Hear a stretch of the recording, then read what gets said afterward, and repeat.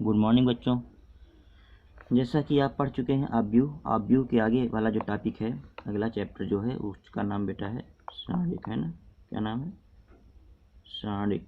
अब सारणिक क्या होता है इस पे तो फिर हम क्लासरूम में डिटेल में चर्चा करेंगे। पहले इसके अनुप्रयोग देख लेते हैं जो हमारे प्रश्न परीक्षाओं में आते हैं, है ना। कोरोना का संकट चल ही रहा है तो पहले हम कोर्स को कंप्लीट करते हैं तेज़ी से, फिर बाद में जब मिलेंगे तो सिद्धांतों पे अच्छे से चर्चा करेंगे, समय भी कम रहता है। तो देखिए करना क्या है कि सारणिक, पहले बेसिक चीज़ हमें ये याद रखना है कि सारणिक आव्यूह से ही बनाए जाते हैं। लेकिन कैसे आव्यूह से? केवल वर्ग आव्यूह। केवल वर्ग आव्यूह जो होंगे, वर्ग आव्यूह की परिभाषा आप जानते हैं, तो केवल वर्ग आव्यूह जो होते हैं उन्हीं से हम सारणिक का निर्माण कर सकते हैं। बाकी किसी आव्यूह से सारणिक का निर्माण हम नहीं कर सकते। जैसे मान लीजिए एक आव्यूह हमारे पास है, इस प्रकार से लिखा है A11 A12 A21 A22। तो इसका सारणिक हम बना सकते हैं क्योंकि इसमें 2 पंक्तियां हैं और 2 कॉलम है ना। 2x2 का एक आव्यूह है तो इसका हम आराम से मैट्रिक्स बना सकते हैं। इसकी मैट्रिक्स क्या होगी? इसकी जब तो सॉरी मैट्रिक्स नहीं, डिटरमिनेंट है ना, ये मैट्रिक्स ऑलरेडी है। तो इसका हम जब सारणिक इसकी बनाएंगे तो ये यही आ जाएगा A11 A12 A21 और A22, है ना। इस प्रकार से इसको बना लेंगे। और देखिए इसी आव्यूह को हमने मैट्रिक्स, इस मैट्रिक्स को हमने डिटरमिनेंट में चेंज कर दिया है ना। ये इसको आव्यूह कहेंगे, इसको क्या कहेंगे? सारणिक कहेंगे।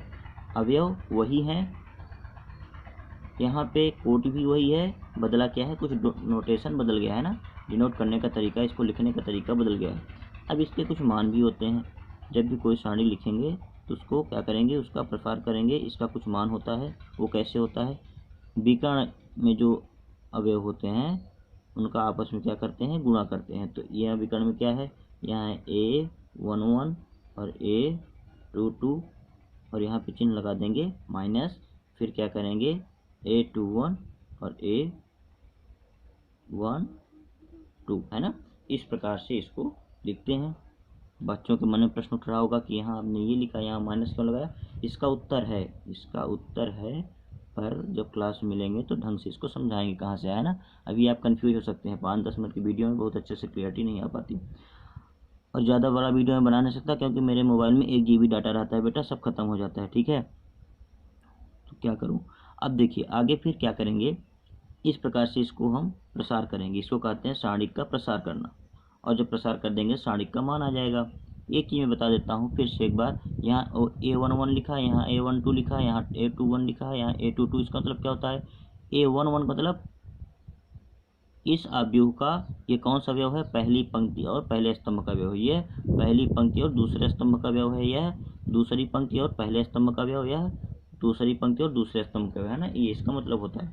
अब मान लीजिए कोई हमारे पास सवाल आ जाए सस्ता सा, है ना, तो उसको हम कैसे हल करेंगे? मान लीजिए जैसे हमारे पास लिखा है A बराबर आव्यूह ही दिया है। मान लीजिए हमको दिया है आव्यूह दिया है कोई 2 5 1 और 4, है ना। और कह रहा है, प्रश्न में कह रहा है कि ए फाइंड, है ना, डिटर्मिनेंट ए की वैल्यू निकालो। तो पहले तो इसको डिटर्मिनेंट बना लेते हैं। तो जैसे ही बनाएंगे तो ये कैसे हो जाएगा? ये हो जाएगा 2 5 1 और 4। अब इसके बाद इसकी वैल्यू निकालेंगे तो ये क्या हो जाएगा?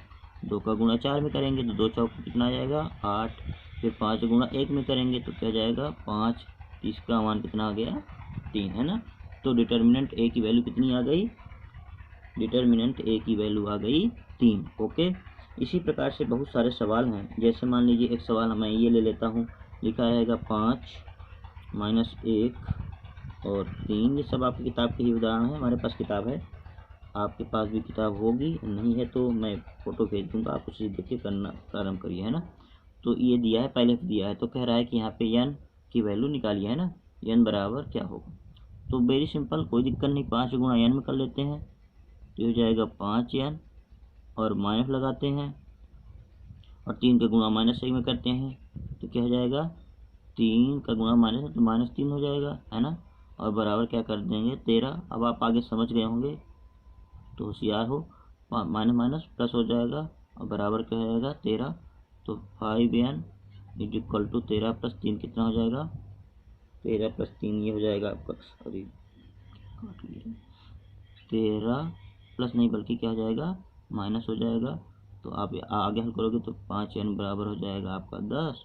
तो n बराबर हो जाएगा आपका, सॉरी ये देखिए थोड़ा सा, ये देखिए 5n बराबर 13 माइनस 3, 5n बराबर 10, तो n बराबर हो जाएगा 10/5 है ना, बराबर क्या हो जाएगा 2।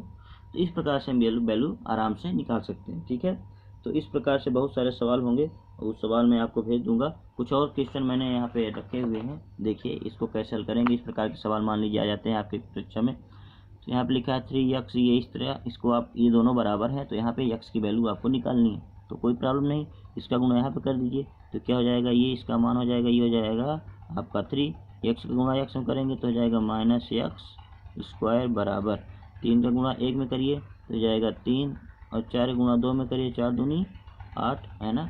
इम्प्लाइज दैट ये क्या हो जाएगा, कुल मिला के x² है, यहाँ -x² है, तो कोई दिक्कत नहीं, इसको इधर ले जाते हैं। ये जाएगा 3 और ये 3 इधर आएगा तो माइनस से इधर प्लस में आ जाएगा, प्लस से माइनस में है ना, और ये 8 आ जाएगा प्लस में, और ये हो जाएगा x²। आप अपने हिसाब से हल करिए, कोई दिक्कत नहीं। ये 3 क्या हो जाएगा, x² बराबर क्या बचा बेटा आपका, बच गया 8 है ना। x² बराबर जब बचा आपका 8, तो ये आपका हो जाएगा,